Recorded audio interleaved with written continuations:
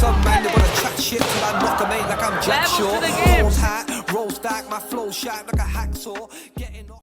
Welcome back. Episode 21, I think, depending on when it comes out.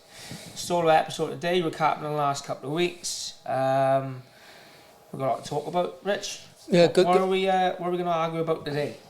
Last time we did a solo episode with the viral argument clip, so what should we argue about today? Anything on your mind you want to get out? Here's something that'll trigger me now, but as it come along.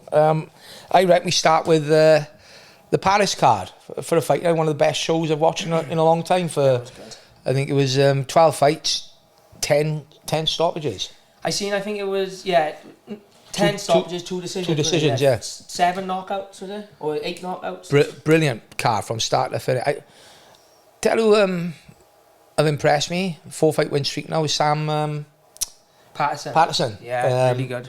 4 first-round finishes as well, mine. Because you think, mind, he was on the back. This is about character. This is why I talk about character in fighters.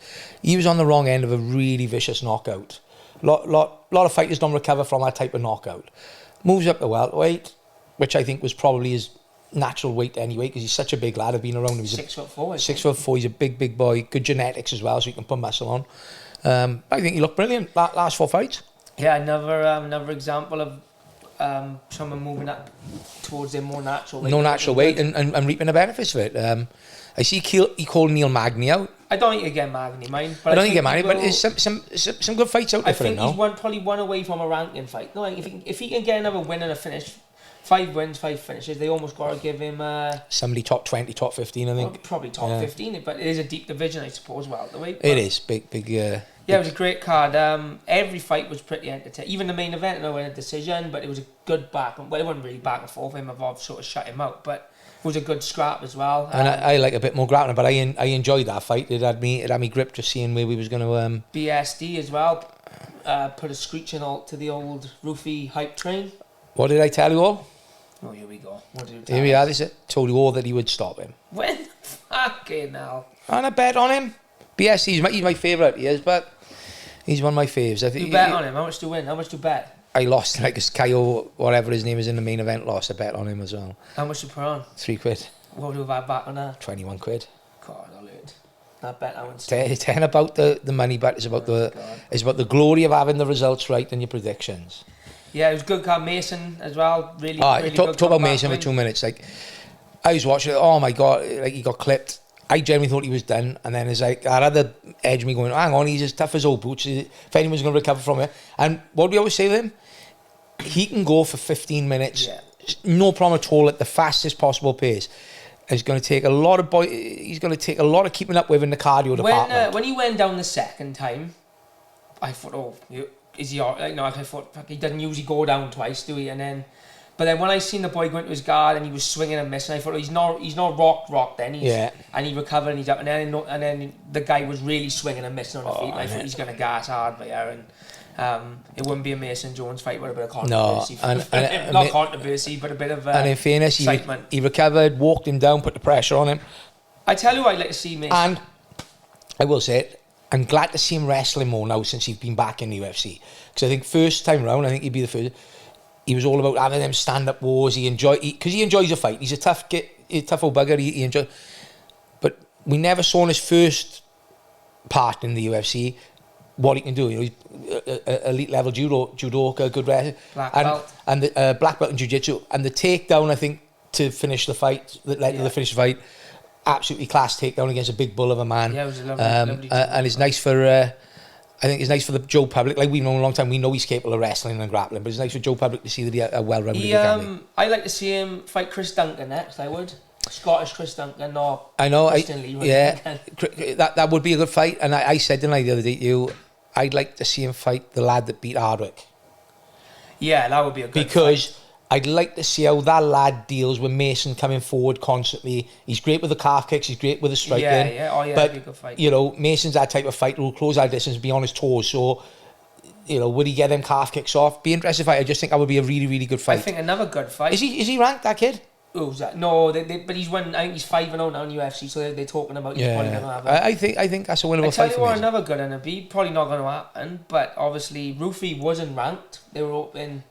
Or if he was ranked, he was low in the rankings. I'm guessing they'll drop him out the rankings now because BSD was 12. MMA's going to be a good fight to watch as well. Yeah, I'm sure I've seen 12 and 13 or 12 and 14. Oh, it might be that. Right, he's teetering right on the air. But yeah, he got really good. A lot of good fights here for him. You know, that didn't take a lot of damage either, so could potentially see one more in this year, I think. Well, he've called for the Middle Eastern card. Where's it to? Abu Dhabi I don't card. even get that. That's October, isn't it? 10 weeks. It's October. It's September now. No, it can't be that kind of, because he said on the mic, didn't he? There's 10 weeks between now and then. I'll be more ready to go. Oh, and they doing Qatar? Qatar, Is that was Qatar? it. Yeah, 10 weeks. So that could work for him. Yeah, so that would work for him. 10 weeks would be plenty for him. Yeah, no, good card. Good card all round, really. Modescus is another one that's on second stint in the UFC on a real good run, purple patch. Was Paul ranked? No, he's gone back up to like... Because he's more right. From Modestus, will have a I've never seen a finish like that either. An elbow from the guard in the last second. He's looked unbelievable, Modestus, since he's gone and joined Team Aspinall. Team. Yeah. He's looked really good. You can see... staying on the Aspinall team, I just say on Paul Craig and Mod first foot, I know what you're going to come up with. Great fight, like both guys as well, both really good. Paul retiring at the end of it, I think, is a good decision. I don't think he's got anything else to prove. He made the right choice. He's fought everybody. He's coming off a few losses, you know. Wins over Jamal Hill, wins over the current champion Ankalaev. You know, go down as one of the British greats. You know what I mean? For me, I believe anyway. You know, oh, yeah, definitely. Somebody was saying he was having a bit of criticism online. Like, how can you criticise bloke? He's fought regular. He's won an abundance of £50,000 fight of the night, performance of the night bonuses. And has had a fucking brilliant career. He's cheated on the top 15 at like heavyweight and middleweight for probably 8 years. And there's one period they're talking about a title challenge as well, you know, coming up. Now, good luck to Paul. Really skilled guy. He's doing well, Paul, with his podcast. Yeah, I think he'll have some good grappling offers. I think he'll have some good grappling offers, Polaris and EBI and that type of stuff. And I think if he purely focuses on grappling, his grappling will go up another level again anyway, so he'll be able to compete with these guys. What he wants to do, I suppose, doesn't it? Tom Aspinall's training partner, the PFL guy, I can't think of his name now. He's a Croatian guy and he trains with Crow Cops, striking court. Who fought the... he wiped Tybura out, and I didn't realise Tybura had beat him years ago in KSW. I didn't until I listened to the commentary leading up to it. And he broke his leg, broke something in the fight. His leg, but cool, he looked... 37... 3 nipples and fucking... He's 37? Yeah, I haven't got 3 nipples. Do you know what, I mean? Tom got a team of big lads up here now. It's arguably...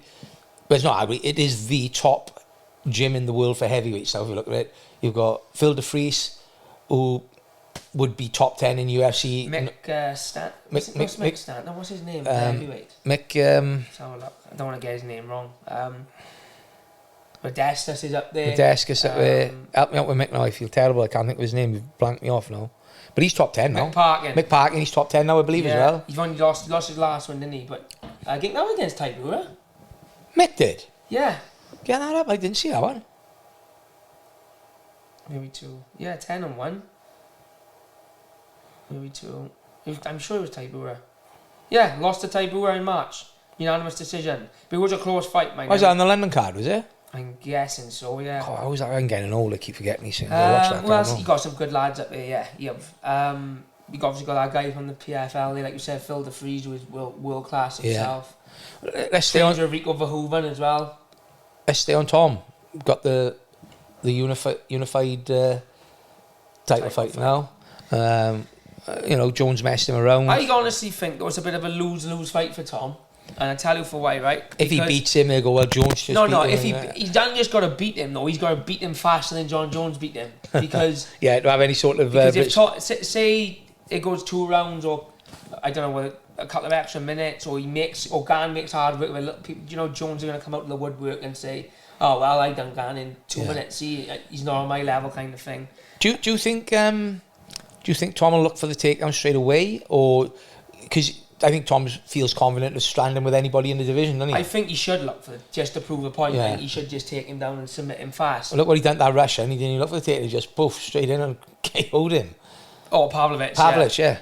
But I think Gane is a bit of a trickier puzzle on the feet, and he can obviously he's not a big punching heavyweight, but he does stick the move well. I think Tom will run him down, take him down, and finish him with relative ease. If I'm honest, That's my take. Yeah, on he it. should. Yeah, I think. Well, I imagine that will be the game plan. I'd say that I'd probably knock him out in 30 seconds. but yeah. I don't think it would hurt Tom to go into round 2, round 3. Just for a bit of experience. Realistically, it's just literally because it doesn't. If I get what you're saying. It's the shit talk off John and the Americans. Yeah, people will say, "Oh well, John beat him in this amount of time." And yeah. Because he's not known for his ground game, is he, Gane? He's always struggled when it's the ground. So yeah. I think Tom should just run him down and He have got one flying knee look on his. How do you do a flying knee look? He's just jumped straight, rolling, roll underneath him into the heel look, right, didn't he?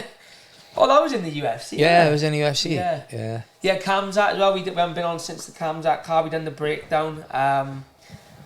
Well, we all had it wrong, if we're being honest. I think the entire world had it wrong. I thought it was going to be a bit more competitive. The narrative was either Khamzat will blow him out the water early on, or DDP will take him later on. And we were all guilty. The longer it goes, the more chance he got. No. Oh my God, that must have been soul destroying. To have what did he have? He had a purple patch in the last minute of the 5th round. Well, he had 23 minutes of control time. And that was only because God had stood him up. And wasn't it not? That was the only reason he went back to the feet. And 100% takedown. No, and I don't know. It was close. It was like when I done the BT show, I think it was like 17 of 19 takedowns or something like that. But I guarantee he chained it. I bet he wasn't sprawled out and that he said he would have chained over it. 500 strikes landed. Is that a record? Yeah, it was the record. Did catch a little bit of slack for it though, Khamzat, which I was surprised at. He caught it off our own mucker, didn't he? Nick Pete. Well, Nick, if you're watching this, chill. I think a lot of people, not just Nick, a lot of people online were saying, "Oh, he's boring," and I think it's uneducated. Though for me, I just thought it was a master. I enjoyed every second of watching that fight. It was a master. It was watching a master of his art go out there and put a perfect game plan together and smash somebody who everybody was arguing is this is the man who's going to beat him. Funny though, because I still think we haven't got the questions answered yet that we need to have had by Khamzat, because I think the questions was, will he get tired and what happens when he starts to defend a takedown? But in this fight, he didn't defend any takedowns. He had no real, and apart from the last 90 seconds, DDP had zero offense and couldn't defend any takedowns. Yeah. So, who in that division, or do you think could maybe sprawl him out, stall him out, beat him up on the feet? No one. I think the only one who's going to maybe stop a takedown might be Bo Nickel if they fight it. But he'll knock Bo Nickel out on the feet.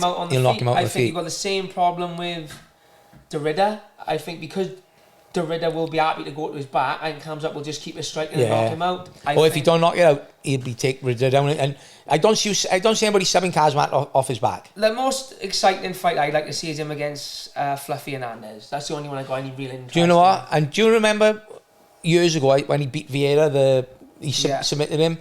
I remember going on Facebook, finding him, not Facebook, Instagram, and following, because I thought, what a performance that. And what I loved is, he said in that interview after, what's it like submitting, the black belt? And he goes, yeah, my coach gave me a stripe on my purple belt. And I've met him, he was on the Los Angeles card with Oban.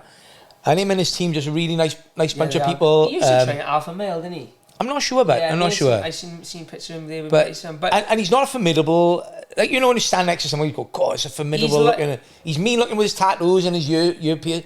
But he's not a big lad. He's not a massive guy for 185. He's like a middleweight Cain Velasquez. Yeah, 100%. Mexican, carrying to be fair. Hard as nails. To be fair, he was ripped to the gills for his last fight, but they called him Fluffy. He said he was a fat kid. Good cardio for 15 or 25 minutes, whatever it may be. But yeah, I think that's an. I don't think he beats Khamzat, but him and Derrida now, innit? So that the winner that I think will have it. I think if either Derrida or Fluffy get finished, they'll have the title shot over him. Yeah. I think as good as a fight it was, whenever it goes to decision. Oh, that's a bad match for him. He'll ragdoll him if he does fight Khamzat. He'll ragdoll anyone back, to be honest. I think maybe one defence. The only one of a fight could be Sean Strickland as well against Khamzat. You could sell on the back of the shit talk they've had with each other. And Strickland can wrestle as well. Yeah. But, Will Strickland... After watching Sean's last fight... He didn't turn up. Really. He didn't turn up, and I think he's... And this is no disrespect, I think he's one of the best middleweights of all time. But I think he's earned his money, he's been in there with the best of the best. I suppose it's hard. I tell you what, though, if one fight is going to fire him up, it could be that. I think he's up for it. He said he'd be the one to show that Khamzat's a bitch or something, he said on Is he coming off the loss, or have you had a fight since? No, yeah, he's coming off a loss to DDP, and he's banned till November for jumping in the cage and smacking that guy. So he's got to wait for... In that amateur match, he was cornering. Well, it wasn't an amateur match. It was a pro fight, a pro fight, but it was the what's it called, wasn't it? But yeah, so that's another good fight I'd like to see. Did Curtis jump in as well, Chris Curtis? Yeah, PFM. Have they both had a ban? Well, no, I think it's because Strickland was throwing punches. That's why he got banned. Just coming fucking throwing heat from the arm. Oh my days! What can I say? But yeah, Strickland would be interesting. Or I think then the option one defence probably go up to light heavyweight. I think I got to be honest. I think he beat Pereira and Ankalaev. Yeah. Maybe even in the same night. To be honest, I think he's just got that style. He's a nightmare style. The only factor at that weight would be the size. Could the size make the takedown a bit harder? Could Ankalaev can wrestle as well. You don't see a lot of it, but he can wrestle. He can wrestle like that. Oh no! But as you said, when you're going up to that side, he's a big man. Wear and tear. Do he get tired? Keep shooting. I bet that Ankalaev wouldn't defend the takedown in the first No, round you think? him, right? He just blitz him down. I do think he just blitz it. And do you know what? He's talking about going back to welter, which I don't think he will. Put him up to heavyweight as well. Let's let him fight all the weights. Let him fight all the weights. I think it's only going to go up. I can't see him coming back down. He did say though. He said I know you've said it. They don't want to fight Islam. They said they don't want to fight each other because they don't want to cause conflict between the regions. Yeah. But he said if JDM still got the belt, he'll happily go down and take the belt off him. And he'd be a bad fight for him. He'd be a bad fight for anyone at that weight. Yeah. He'd be a bad fight for Islam at that weight. Yeah. But if I was going to pick anyone who could possibly neutralise it a little bit, it would be Islam with the wrestling. I just think he's too big. Well, I just think he's too fucking big. I get he's too big, but I also think that he's got the skill set. But don't forget, if he's coming down, he's going to be depleted. But do you think as well? You know these. Listen, you know in his early career where he was gassing all the time. Do you think it might have been to do with the weight cut? Yeah, definitely. But also, you know, I would argue Usman is just as good a wrestler as Islam. And he took Usman down I agree. relatively easy. And Usman is obviously a lot bigger than Islam as well. I think he'd blow Islam out the water within 2 rounds. Too big. If he keeps just striking him, I think he's got the power to knock him out. There's only one thing left to do, what? Heavyweight title. No. What? We need to bring fucking 205 Khabib back, don't we? I don't know if Khabib won, to be honest. Yeah, interesting. I think we'll look back in years to come and say he's probably the most dominant fighter to ever been in UFC at one point, I think. Definitely. Yeah. The most dominant grappler. Yeah. Apart from the only other one that springs to mind is Khabib, but obviously... Yeah. But I think the way, if Khamzat moves up divisions, he'll have outdone all the work. He'll have outdone that legacy that Khabib, Khabib was the greatest lightweight of all time, in my opinion. He's the best one-round fighter of all time, Well, who else was we talking about on the show? He was in, man. we say that now, but I think he's put that myth to bed after the last fight, 5 rounds. Yeah, but I'm saying he's the most dangerous one-round fighter. Because you can imagine the physical demand of taking DDP down every round. Big, physical, powerful, aggressive man and control him the way he did.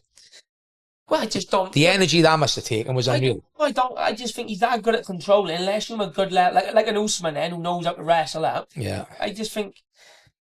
Same with Gilbert Burns. I think the reason he struggled with Gilbert Burns because Gilbert had good guard, yeah, and attacked off his back, and obviously the weight dream. So that is the interesting thing with Derrida. He got a good bottom game, but at the same time, I don't think his striking is on the level of Khamzat's. Where we can oppose any threat on the feet where Khamzat's going to have to shoot in on it. And I'll say this as well. Since USADA disappeared and it's the new drug testing, they're not as prominent in these regions either. So I think you're going to see some of these guys' body shapes in some of the Russian, Asian countries are changing fight to fight, and and that's that's being real. Brazil even, there's so much corruption in some of these countries that these people will turn a blind eye. UK, you're knackered. Most European countries, you're knackered. United States, you're knackered. What are you saying, Mitch? What I'm saying is there's a lot of juicy juice going around. That we got to worry about. You're saying Khamzat's fit because he's on the juice, is that what you get? And it could be a chance. Yeah, Oban's back. What's the date today? Just so people know. 10th of September, this one. So 17 days away, 2 weeks Saturday. God, it's come around quick. Yeah, we leave a week tomorrow. Australia, not a perfect trip for us. I mean, it's a long old travel. 17-hour flight, is it? Yeah, split between 2 flights. It's one 6.5-hour flight, one 11.5-hour flight. Oh no, there's 2 flights. Yeah. If I'm honest, I'm not sorry. I don't think I could do 17 straight on a plane. Yeah. We get to stop off for 2.5 hours, shake the legs, have a cup of coffee, bit of grub, back on. Sorry for you, not so good. Not so much for Oban. Not so much for Oban. Yeah. Yeah, good. His weight's good, mind. His weight. Don't reveal his weight. No, but his weight is really good for where we are this close to the fight. So I don't think that's going to be a nightmare for him. Take a bit of food on the plane with him. He'll be able to. He's got a tough fight, they're all tough in the UFC, but a good lad coming off a Contender Series. Yeah, I had a look at him. I don't know if he's from Whittaker's gym, but he's done a lot of training with Whittaker. When I look at him, he's predominantly a really good stand-up fighter.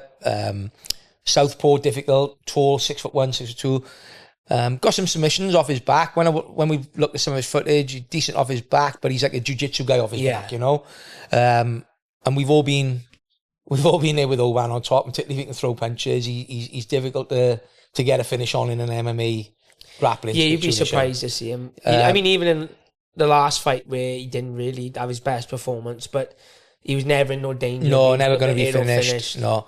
And this lad, bit of balls on him. I looked at his record. So he lost a fight on one of the regional scenes. Then he won a fight. And then literally, I think it was 2 or 3 days, he must have had a short notice call up for Dana White Contender Series. He's taken that, won it. And then obviously won his debut in UFC.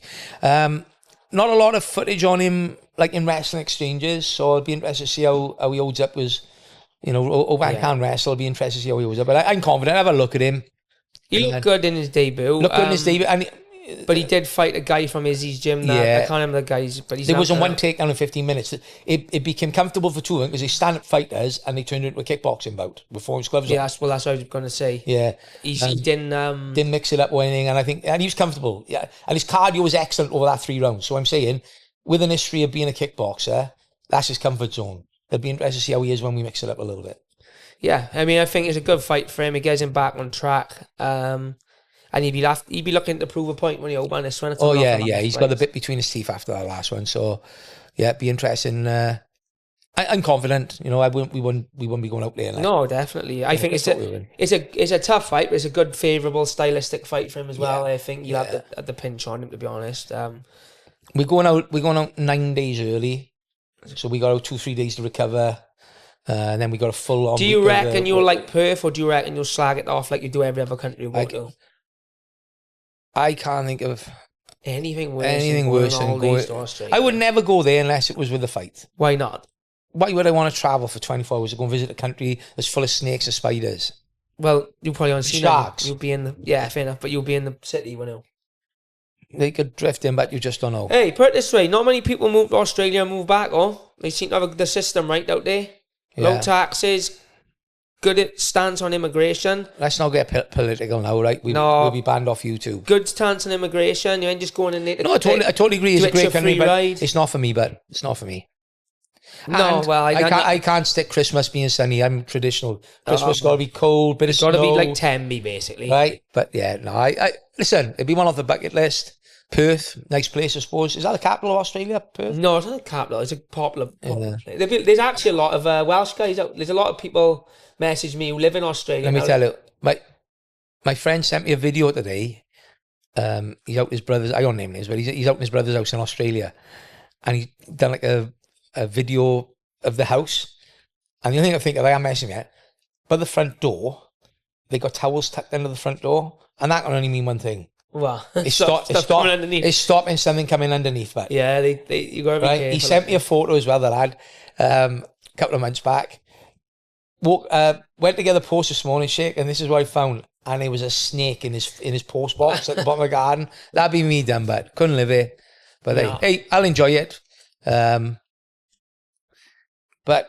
no, not somewhere I want to go. Well, I can't wait till 0163. That's Newport, isn't it? Get off it, man. Ring them. But yeah, Perth, I think it's a good fight. Me and Park always say the journey home is much better when we coming home after a win as well. Yeah. We're confident we get the win on this one. The journey home's always nicer for the fighters after eat and drink. Yeah. It'll be nice for him now as well. Get that win. And he's back to where he needs to be, knocking on the top. He may even get another one in before the end of the year. No reason at all why we couldn't. September 27th. maybe. Again, it's all ifs and buts. All depends if he picks up any injuries from the fight. January might go January time. Yeah, could be January, February time. But yeah, that one. So busy couple of weeks ago as well. Who else we got for right? So Brett obviously fought on WoW. I don't think we've touched on that since, have we? And no, what do they call the submission? The Sulyov stretch. So the Swansea stretch. The Swansea stretch. So he's pulled that off, and I had a look online, and he's the first professional MMA fighter to have that and the calf slicer on their record. But he's the fucking. He'll be the only one, I expect. Yeah. No one have pulled out both. You know? I can't imagine they ever will. Let's talk about WoW. We weren't sure we've gone out there, but what a well run event, and what an experience. We was in Marbella on top of a mountain built into this cliffside in a 3,500 seater it was crazy open air arena. And it was just fantastic. I thought, I don't know what, am I being over? No, it was really good. You were looked at, the hotel was beautiful, communication with the staff, fantastic. In terms of, like, for me... Fighter and coach's experience. I was only there 2 days, and the experience with the staff, the hotel, the facilities was on par, pretty much. Maybe just slightly back, but in terms of, like, how much the staff do for you, it was just as good as the UFC. Yeah. Obviously, like the UFC... Smaller scale, but the thought... You could tell it's run... by a fighter, like Ilya's a big name. Really There's a lot of owners, but Ilya's one of them. And it's looking after the fighters and coaches. It's a great setup. Well, when we were offered the fight, the first thing can I get some words? Yeah, sorry, but go on. Do you know what I mean? He's the new WoW promoter. No, it was a good setup. Really good to Brett and Scott. He couldn't do enough for him. Like, he wanted to go and see the venue in the day. They took him out there, didn't they? You know, they wanted when we got with the changing rooms, there was like an issue with the changing rooms. Sorted that out straight away for us. Needed the hands wrapped quicker, sorted it. They couldn't do back and forth. They couldn't do enough for us, really, could they? Yeah, the only and it's not a major thing, but it was a bit of a downside, was the time that we went out to fight. It was 1 a.m. It was late, yeah. Late. And I've given feedback to the staff about, we got no issue with that, but we need to know a good few weeks in advance. To be fair, I think the issue they had is, I think they had a couple of pull-outs on the day. I think Fight Pass late on moved the card back an hour so you could roll straight into the UFC, which didn't help. And another downside to it was the journey home, which was... Well, I had 11... Can we get that photograph up? No. We'll get the photograph up. So we won't get no photograph up. So I get accused of being... a miserable git. Which he is. Right, which I am, but, I'm comfortable in my own skin. Come for a pint. No, we're travelling home early tomorrow. Listen, it's not good when you're hungover, boys. Yeah, you're miserable fat. All right, well, I'm going home. This is now 2 o'clock in the morning when I left. 2 a.m, yeah. I've gone home. I heard him come in the night. The three of them were dying on their ass on the way home. Probably the worst journey they've ever had. Yeah, big time. Just to give some time scales, me and Brett got a taxi home at 6 a.m. We got in the hotel at 7 a.m. 9 a.m. I had to get up to fly home at 12 p.m, which got delayed to fucking 2 p.m. Yeah. So it was a long old day. I'd never been swung over, but in 10 years, you remember the after party more than you remember the hangover. Hangovers come and go, memories live forever. That's what I say. But I won't be going to the after... I don't know. The memory of my last I won't be going to... I won't be off beer forever. I won't be going to the after party at the next one. Yeah, I've been there, seen it done. I know. It's off the bucket list. You've done one. It was in Marbella. I would have done it otherwise if it was in Madrid. What a lovely place, Marbella, as well. It was really nice. Really nice. Just a really, really, really good trip. And by the time this comes out, it'll all be broadcast. But when we took the fight, when we was offered the fight, and this is funny how we've come full circle, I messaged Kavanagh because I knew he'd had lads on there, and he said, look, it's a great event. They look after you. And he had lads on the card as well, didn't he? I can't remember the young lad's name. Good striker, nice kid. Yeah, it's his debut.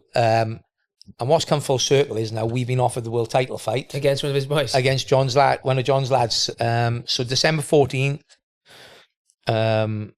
Brett's been given... 13th for that? 13th. 13th has been offered the world title fight, 5 rounds, and it's going to be in Madrid. It'll be a big event, big arena. Topuria will be I think there. they're expecting anything. They've told me between 8,000 and 10,000 tickets. Topuria will be cage side. A couple of other stars have been told, so that'll be a good event to finish the year off. And be nice for Brett to come away with that. That'll be his 3rd world title.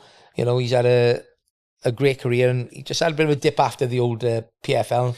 This has brought him back. I say that the PFL. I think being his friend, we like dwell on it a bit more than we should. I think if you look at it, the bigger picture of the PFL, he had 2 losses. His first loss, he had a close decision loss to the guy who ultimately won the entire tournament, who's still undefeated now, I think. Yeah. And then he had a loss to Tyler Diamond, who I'm not to discredit Tyler Diamond by any means. He's a great fighter, but Brett was really ill going into that fight. Really bad chair. We wanted him out of it. And I nearly won it then. Like, I know it's people will say, oh, it's his teammates making excuses, which fair enough, because if he was on the Tyler Diamond team, you would say, yeah, whatever. But I genuinely believe on his day, he wins our fight as well. I say to everybody, go back, look at every single one of his fights and pick a fight where he gassed. Exactly, yeah. There's no one. He gassed in this fight. He was literally on the Wednesday before, and we hadn't even started with it. He's coughing up dark green phlegm. I mean, he's dying on his ass. And I'm like, we are trying to tell him not to take the fight. The doctor could come and look at him and wonder. But Brett being Brett, you know. And then just sums up the character he is. Like, you know, he had the GFL signing arrow and tits up, which, you know, was unfortunate because, you know, he got offered good money and it was looking really positive. Yeah. And then he was kind of like, right, what's he going to do now? He thought about retiring. You know, goes out to fight on a great show, but in terms, you know, let's be honest, in terms of what he probably would have made off the GFL was pennies. Yeah. But then just shows who he is to pull off like one of the rarest submissions you're ever going to see. And then he's doing the spinneroonie and breakdancing and shouting Vamos down the mic. He tried it, didn't he, in the PFL bout against David Kroll. The what? The spinneroonie? No, the stretch, yeah. Stretch. But yeah, hopefully... Oh, he turned into a breakdancer, didn't he? He's class. But... yeah, we'll see him go again. Hopefully, I don't know if we'll get any other boys on. It's the time of year, I think. Not many people are going to be so keen to fight. Yeah, we'll have Brett on over the next couple of weeks as well. Have a chat about a bit of his career and different things. But also, what we got coming up? We've got Samurai coming up, so we've got a busy couple of weeks. We've got 13 of the fighters on our Samurai card. Yeah.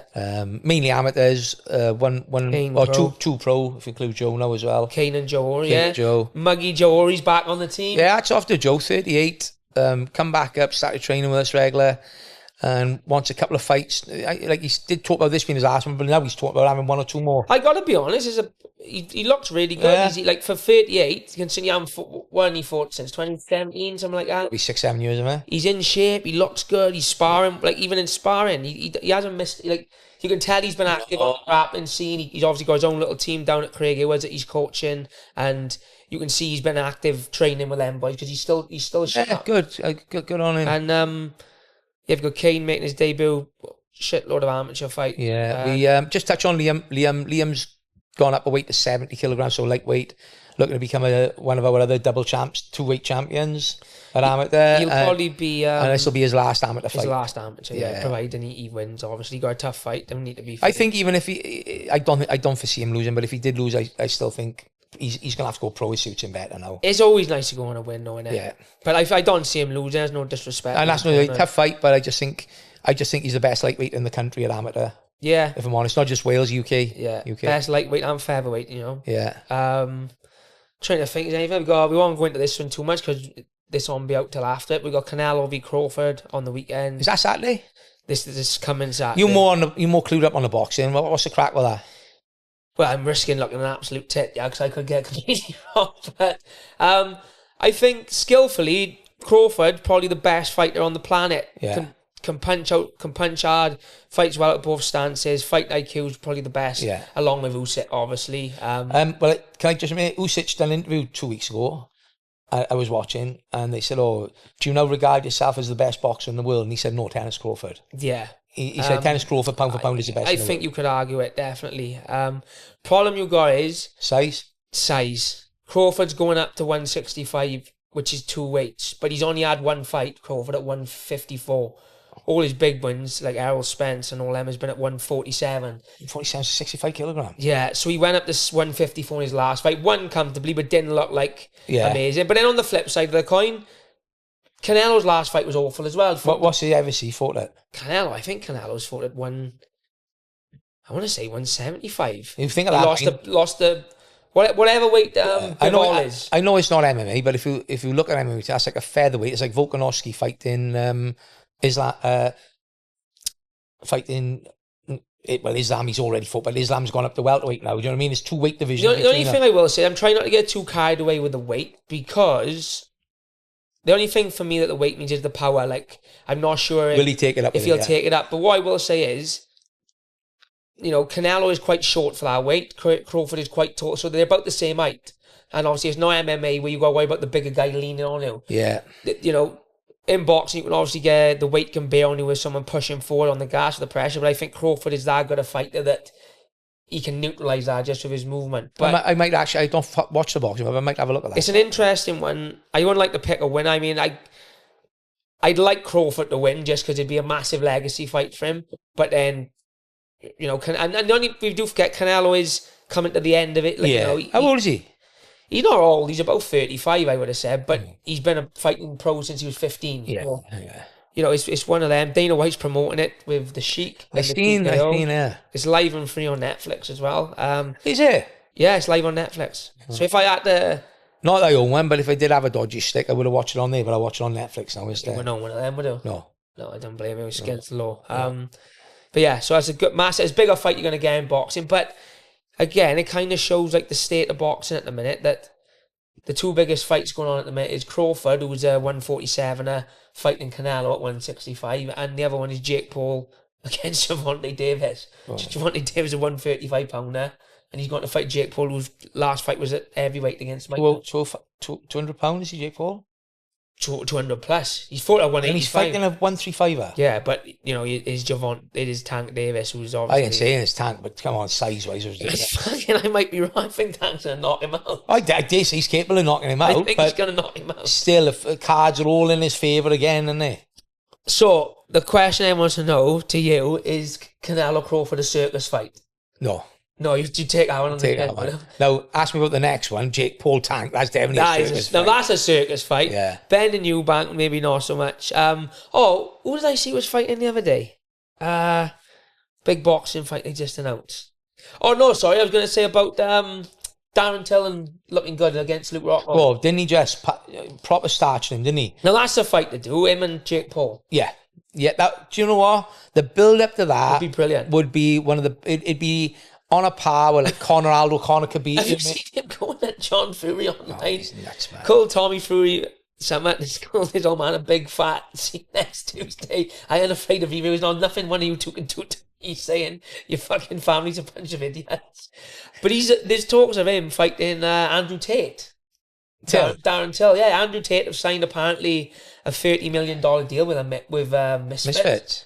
And Till's half right in what he's saying. He was saying on Aerial this week, he was like, I would argue that Andrew Tate is more famous than Jake Paul worldwide. Yeah. If you look at it just for actual fame. He said, I guarantee you, if I fought Andrew Tate and I fought Jake Paul, Andrew Tate fight would pull him. And he said, not because of me, because of Andrew Tate would pull in more viewers. I don't think Tate will do it. I think. When was he on Aerial this week? Yeah. I'll have a catch up. I think as good as his background was, Tate, I don't think he should jump in and fight Till in a kickboxing match. I'd watch it. Yeah. But not in a pure boxing match until it's swinging. What was I going to say as well about the state of like we run a management team for up and coming fighters, and I think it's opened both our eyes to just how difficult it is to deal with some people. Like and I think Cage Warriors would attest to this, PFL would attest to this. We are one of the easiest teams to deal with. They come to me with a fight. If I think it's a reason fight, we're in. Do you know what I mean? And also, if we're on a tier, like yourself when you was coming through, we never took any easier. It was like, wherever you say, we'll fight. Wherever you say, we'll fight. We are like messaging, guys, and it's like, yeah, we got this guy, he's available. And then all of a sudden there's an excuse for him not to fight that fight, or somebody's coming off a loss, and then you see him fighting somebody coming off 2 losses a couple of weeks later. Yeah. I think really is becoming a little bit of rot within the MMA community. Pad in your records, guys. Yeah, it does you no good, guys. It's not boxing, right? If you want to pad your record, go and get a pro boxing license. It's not boxing where you're going to be able to go 10-0, 15-0 against Muppets. It don't work like that. If you want to... What was the guy's name years ago? I think... And I doubt he watches this, but just being fucking realistic, he was a British guy. He fought on... He was 10-0. He was 10-0. All of his fights were first round wins against absolute Muppets on UCMMA. He had one fight on Cage Warriors against a guy who's good but wasn't a world beat and got absolutely blitzed out there and never fought again. Yeah, I can't remember the guy's name now. I know you're on about. It doesn't happen no more in MMA. You've got to be tested from young. If you wanna, this is why you should be fighting good guys at amateur. Because if you go 10-8 as an amateur, it doesn't really matter, because when you go pro, then Exactly you've seen right. it all. Stop padding your records, because if you want to get in the UFC, they're not going to have you in there at 7-8-0 if you for absolute muppets. Do your apprenticeship as well. They look into your They're looking at your records. opponent's record. Not just that, but it's a case of, I understand maybe fight one, fight two, fight three, you're guiding them in, and then, but once you look at Levi. Levi had 2 relatively easy first 2 fights. PFL contacted me saying, we're trying to match this like former world Muay Thai champion, fucking thousands of followers, dangerous man, fought in the Thai box in Fought Rod Tang, fought Superlek, FC, Rod Tang, you know. 100 odd Thai fights. He was 2-0 as a pro MMA fighter. They could not match him for love of money. They come to me, I have a quick look at him, we take our fight. We got anything to lose it, because we're building Levi up, and do you know what I mean? Levi goes out there, absolutely dominates the fight, and finishes him with one of the rarest submissions ever as well, an Ezekiel. So you get your amateur in, push yourself, as Jack just said, doesn't matter if you're losing at amateur, it's an apprenticeship. It doesn't matter if you lose at pro. It's not boxing. The problem we fucking have is people seem to think it's like boxing, where if you lose one fight, that's the end of the road. There's guys signing with the UFC now who've had 5-6 losses. Yeah. But them losses are not an issue if they're good losses. The problem you have is it's not good. It's not good if you go 10-0 against Muppet, and then your 11th fight against a fucking 6-4 guy, you get smashed around. They're going to say, well, hang on, the minute you've had a step up, you've got blitzed out of it. I, as a coach, never ever just look at the record. I look at who's in the record. My attitude... You know, who have they beat? They might be 9-0, but who have they beat? My attitude always was, if I want to be in the UFC, so if I want to be in the UFC, I can't pick and choose my fights in the UFC. Everyone in the UFC is good. Which in essence means, well, if I want to be in the UFC, I need to be good enough to fight anyone. So that means then at amateur or at early pro or mid pro or late pro, you don't. This end, like you can ask Graham Boylan this, I've never ever turned down a fight on Cage Warriors or UFC. Never ever turned down a fight on UFC. Every name I ever got offered, it wasn't a case of.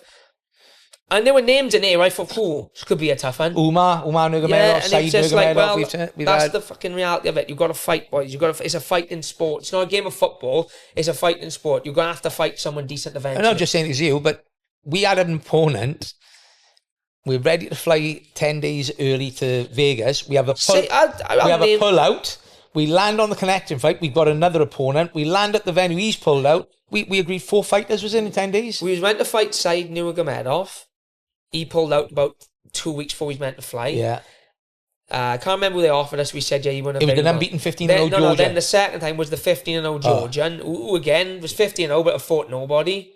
He accepted the fight, signed the contract. He'd obviously just done it again in UFC. 3 days later, 3 days later, we was on the plane. We landed in Dallas on the crossover. He pulled out. Yeah. And then they put me in with Ludwig Klein. Not Klein. Ludwig Scholanan or something. Whatever his name was.